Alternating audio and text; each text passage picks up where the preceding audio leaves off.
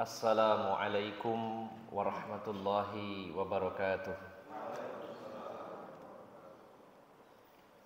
Alhamdulillahilladzi anzala as-sakinata fi qulubil mu'minin liyazdadu imanan ma'a imanihim.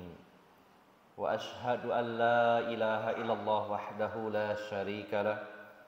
Wa ashhadu anna Muhammadan abduhu wa rasuluhu la nabiyya ba'dah. Allahumma salli wa sallim wa barik ala nabiyyina Muhammadin wa ala alihi wa sahbihi ajma'in. Wa qala Allah ta'ala fi kitabihil karim, ya ayyuhalladzina amanu taqullaha haqqa tuqatih wa la tamutunna illa wa antum muslimun, amma ba'd. Para alim ulama, para ustadz, para sesepuh yang senantiasa saya hormati dan saya muliakan, bapak-bapak dan ibu-ibu, saudara-saudari jamaah Masjid An-Nur yang dirahmati Allah Subhanahu wa taala. Alhamdulillah, kita bersyukur kepada Allah Subhanahu wa taala, pagi hari ini diberikan kesempatan oleh Allah Subhanahu wa taala untuk menunaikan salah satu kewajiban agama, dan ini merupakan salah satu amalan yang menjadi sebab dimasukkannya kita ke dalam surganya Allah Subhanahu wa taala, yaitu melaksanakan sholat subuh secara berjamaah. Sholat yang disaksikan oleh para malaikat Allah Subhanahu wa taala, sebagaimana Allah menyatakan, wa Qur'anal fajri inna Qur'anal fajri kana mashhuda. Bacaan di waktu fajar, yaitu salat subuh, adalah disaksikan oleh malaikat-malaikat Allah Subhanahu wa taala. Semoga Allah senantiasa memberikan keistiqomahan kepada kita semuanya, karena istiqomah sesuatu yang sangat berat, sehingga kita harus selalu memintanya, memohonnya kepada Allah Subhanahu wa taala. Bapak, ibu, saudara-saudari yang dimuliakan Allah Subhanahu wa taala, kita masih mengkaji kitab Ighatsatul Lahfan min Masaidis Syaiton. Bagaimana cara menyelamatkan hati dari tipu daya syaitan.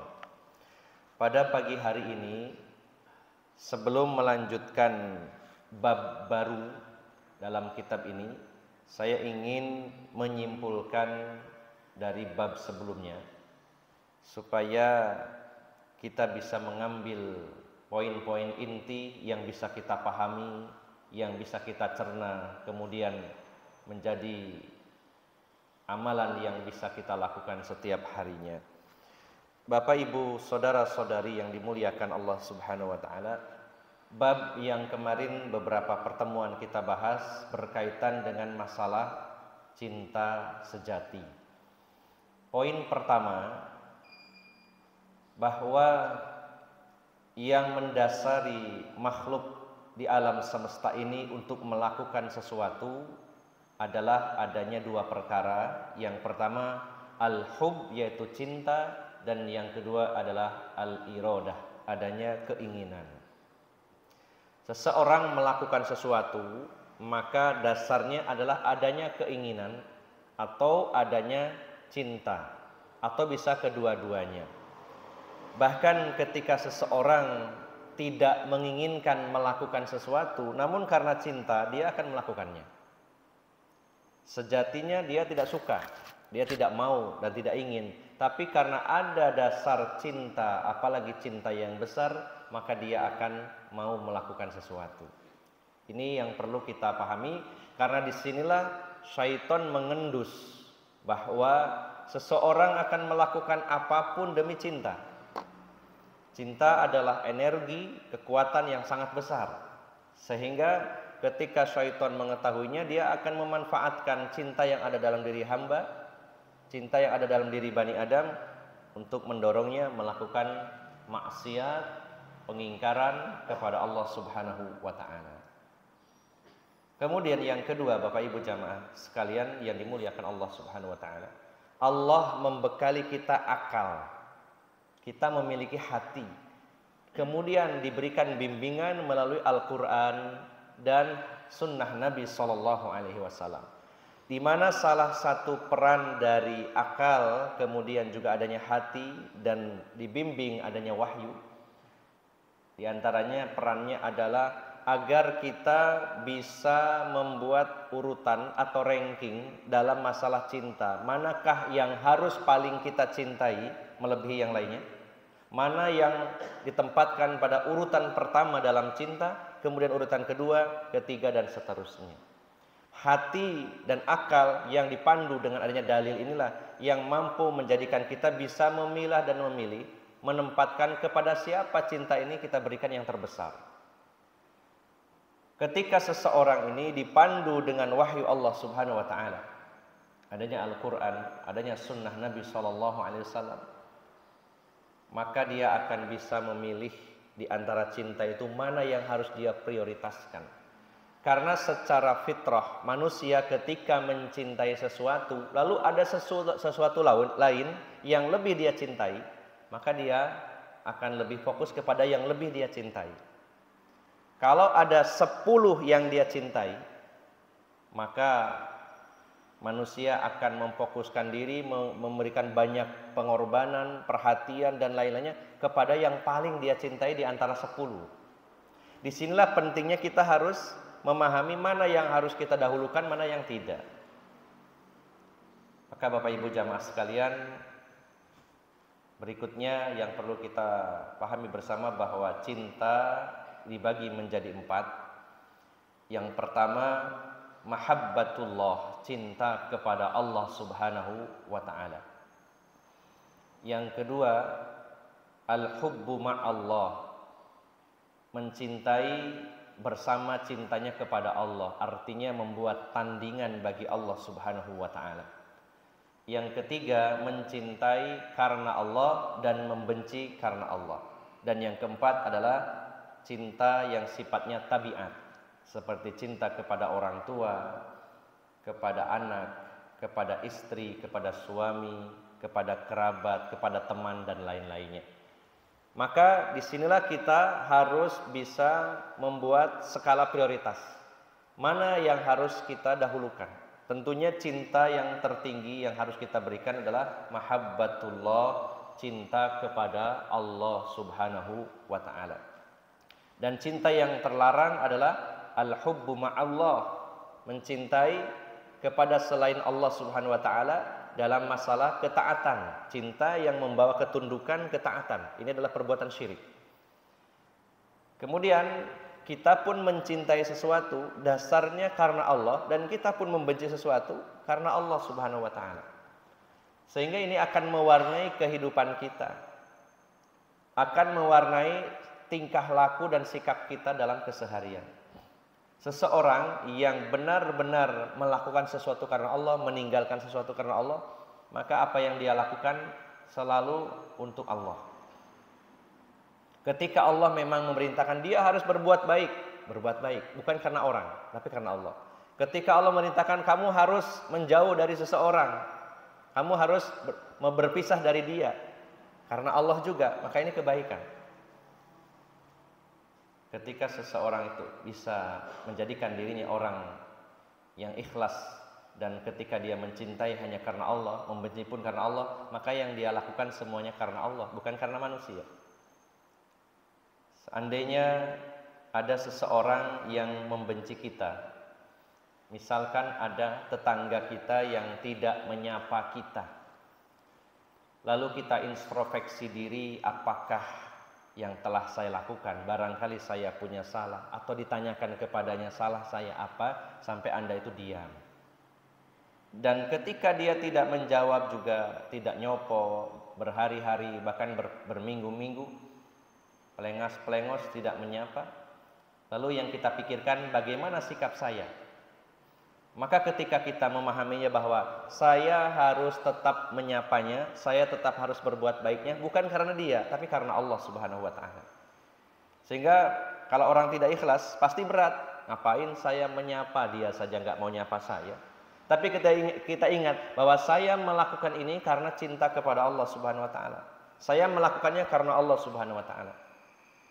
Kalau memang pada satu momen kita harus menghukum seseorang, mungkin anak, mungkin istri, atau mungkin saudaranya sesama muslim, kita harus menghajarnya, artinya memboikotnya dalam rangka untuk memberikan kebaikan kepadanya, sebagaimana Rasulullah dan para sahabat memboikot Ka'ab bin Malik dan dua temannya ketika tertinggal dalam peristiwa perang Tabuk.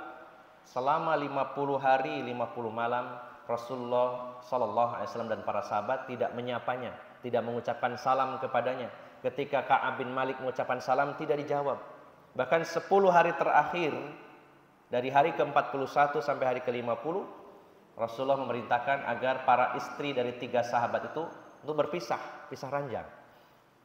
Barulah pada hari yang ke-51 turun firman Allah Subhanahu wa taala, yaitu di dalam surat At-Taubah, yang mana Allah menjelaskan bahwa Allah menerima taubat ketiga sahabat ini. Barulah Rasulullah melepaskan atau meninggalkan hajar atau boikot beliau. Maka yang beliau lakukan menjauh, tidak menyapa, tidak salam karena Allah Subhanahu wa taala. Maka hendaknya ketika kita ini memiliki kekuatan dalam masalah cinta, bahwa saya mencintai karena Allah, saya membenci juga karena Allah, maka insya Allah ini termasuk bagian dari sikap keikhlasan kepada Allah Subhanahu wa ta'ala. Adapun cinta yang sifatnya tabiat, maka ini adalah sesuatu yang memang merupakan fitrah manusia, mencintai kepada orang tua, anak, istri, suami, kemudian saudara, teman-teman dan lain-lainnya. Ini adalah tabiat. Maka setelah kita mengetahui cinta kepada Allah, cinta kepada orang tua, kepada anak, kepada istri dan seterusnya, maka kita menempatkan di manakah cinta kepada Allah kita tempatkan, atau di urutan keberapakah kita menempatkan cinta kita kepada Allah Subhanahu wa taala. Dan kewajiban bagi kita adalah menempatkan cinta kita kepada Allah Subhanahu wa taala pada urutan yang tertinggi. Teruji ketika ada orang yang kita cintai berbeda jalan dengan apa yang Allah inginkan, kita tinggal pilih mana. Terujinya di situ. Allah menginginkan kita ke utara, sementara orang yang kita cintai menginginkan ke selatan, kita akan pilih yang mana? Ketika Allah menginginkan sesuatu, lalu orang-orang yang kita cintai menginginkan sesuatu yang berbeda dengan Allah, kita harus memilih, tentunya memilih Allah Subhanahu wa ta'ala. Dan berapa banyak orang yang tidak berhasil dalam masalah ini. Dia rela meninggalkan cintanya kepada Allah dengan melanggar aturannya. Apa maunya Allah dia tidak turuti demi orang-orang yang dia cintai.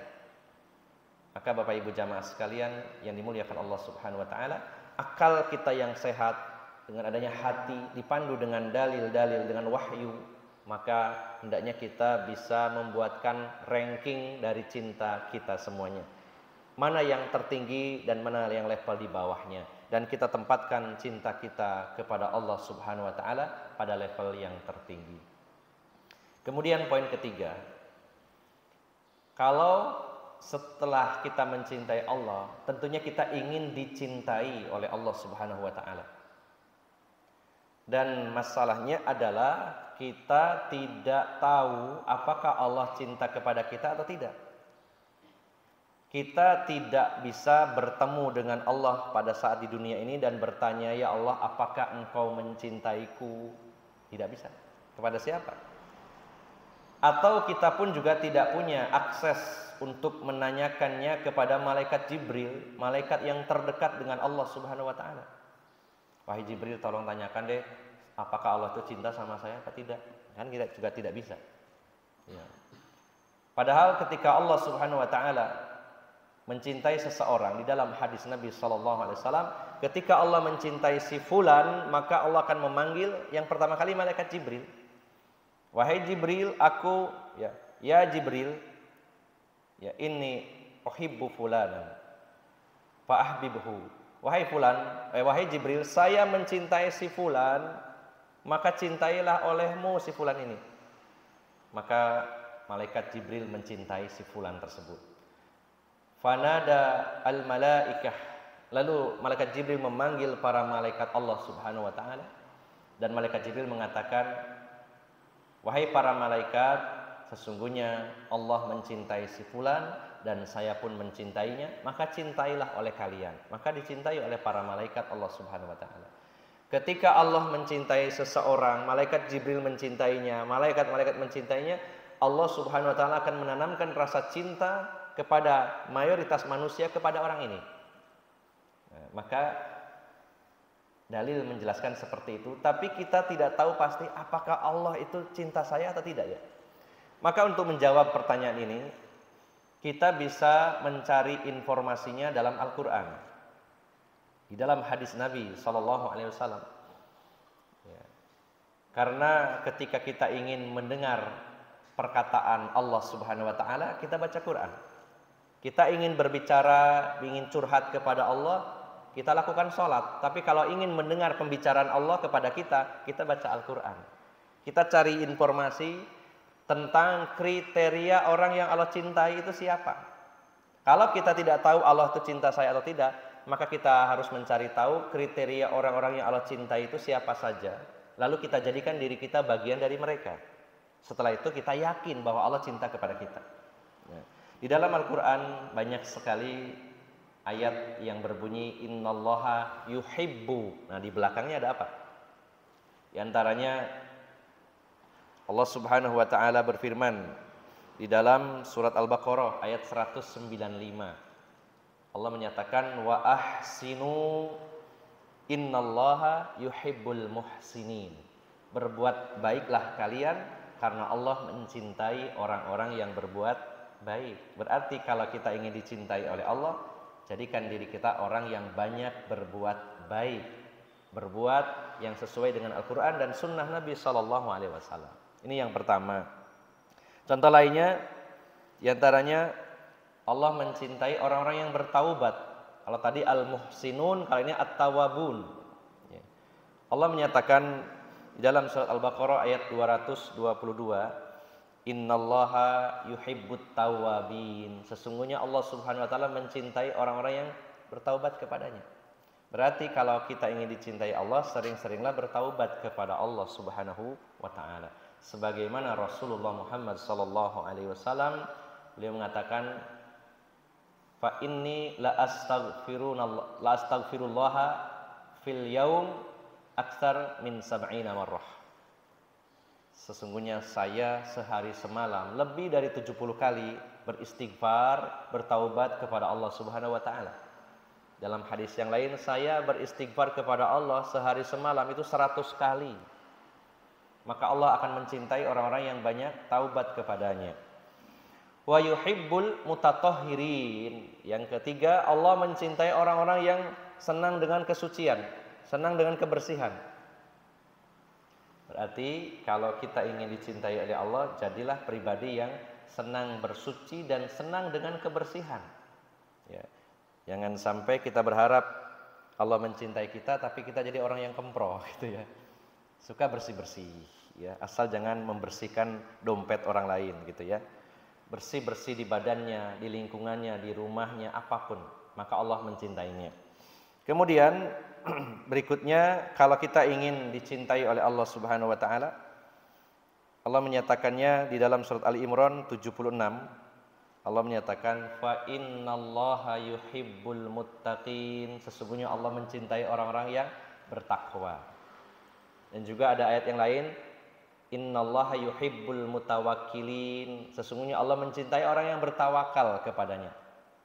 Kemudian juga Allah menyatakan innallaha yuhibbus sabirin. Allah mencintai orang yang sabar. Tawakal, kemudian sabar dan juga bertakwa kepada Allah Subhanahu wa taala. Termasuk juga Allah mencintai orang-orang yang berperang, berjuang di jalan Allah dengan rapi dan teratur. Allah menyatakan innallaha yuhibbul ladzina yuqatiluna fi sabilihi shaffa ka'annahum bunyanun marsus. Sesungguhnya Allah mencintai orang-orang yang berjuang di jalan Allah Subhanahu wa taala, di mana mereka itu berjuang dalam keadaan rapi, termanage dengan baik, terorganisir dengan baik. Maka ini Allah cinta.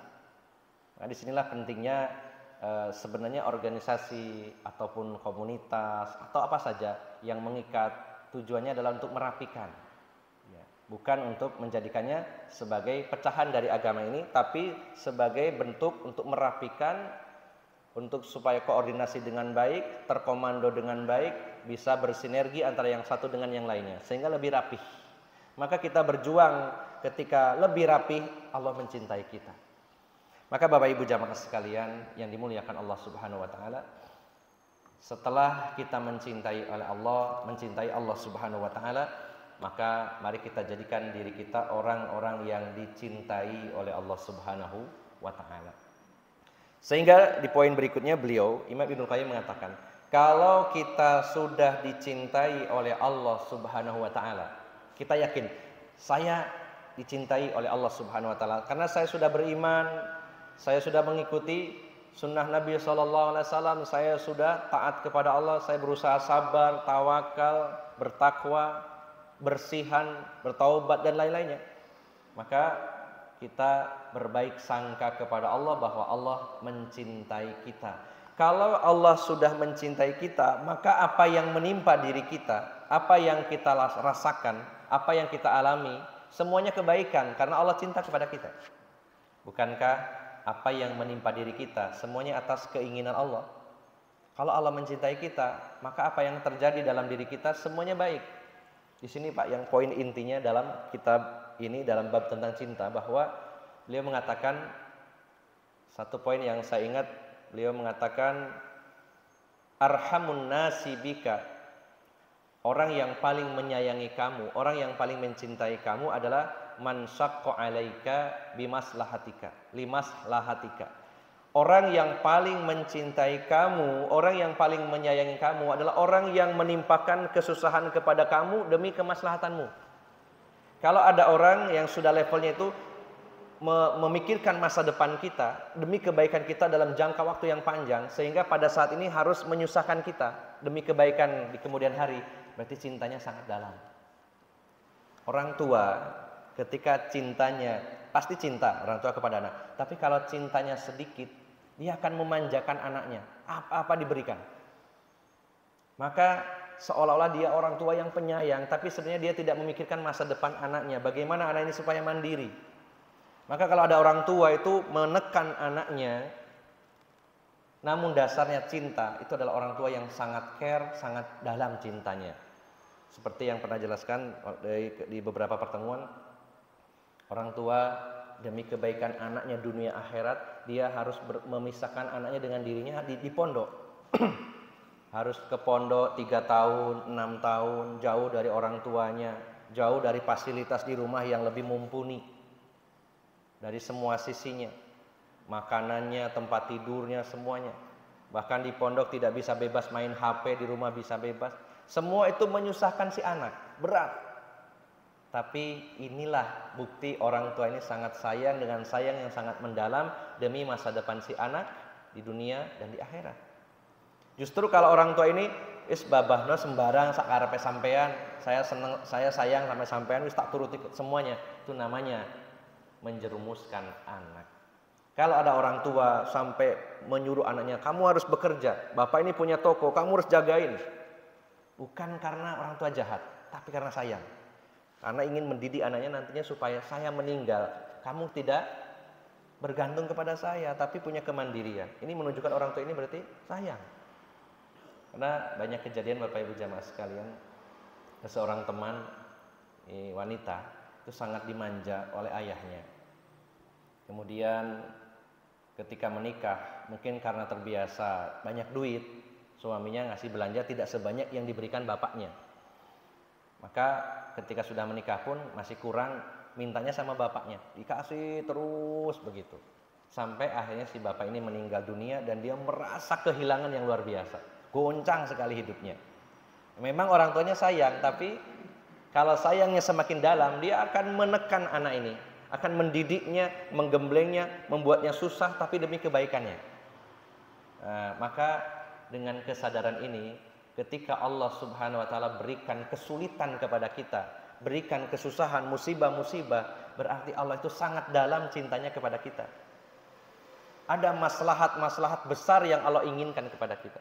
Bahkan ketika orang tua diminta oleh anaknya sesuatu lalu tidak dikasih, bisa jadi itu karena sayangnya yang mendalam. Seperti sering saya contohkan, ada anak SD kelas 6 minta ayahnya, ya Bu ya dibelikan motor Kawasaki Ninja 250 cc. Anak SD kelas 6. Ayahnya punya duit, kaya. Ayahnya sangat cinta kepada dia. Tapi sang ayah ketika sayang, dia memikirkan bahaya yang menimpa anaknya. Anak saya umur 12 tahun, pakai motor gede. Wah, ini berbahaya nanti. Keselamatannya bisa terancam. Tidak dibelikan. Nggak bisa nak. Ya, bapak nggak bisa belikan kamu motor. Mungkin anak ini kalau anak yang tidak paham, wah bapak ini jahat, duitnya akeh kok pelit mbak aku rek. Tapi kalau anak yang cerdas, oh belum dikasih karena memang belum waktunya. Demi kebaikan saya. Begitu pula kita, kadang-kadang kita mikir, orang lain kok dikasih oleh Allah begitu banyak, saya kok cuma ini. Oh mungkin belum saatnya. Karena kalau saya dikasih saat ini, justru membahayakan saya.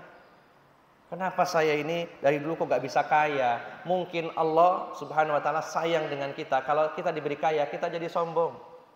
Kita jadi pelit dan sebagainya. Maka belum saatnya.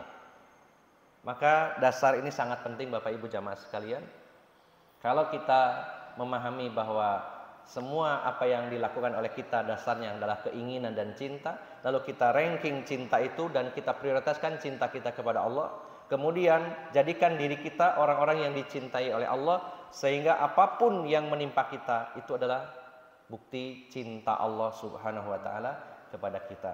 Karena cinta kadang diekspresikan dengan memberikan sesuatu yang menyenangkan, kadang juga diekspresikan dengan memberikan sesuatu yang menyusahkan demi kemaslahatan setelahnya. Ada dua kemungkinan.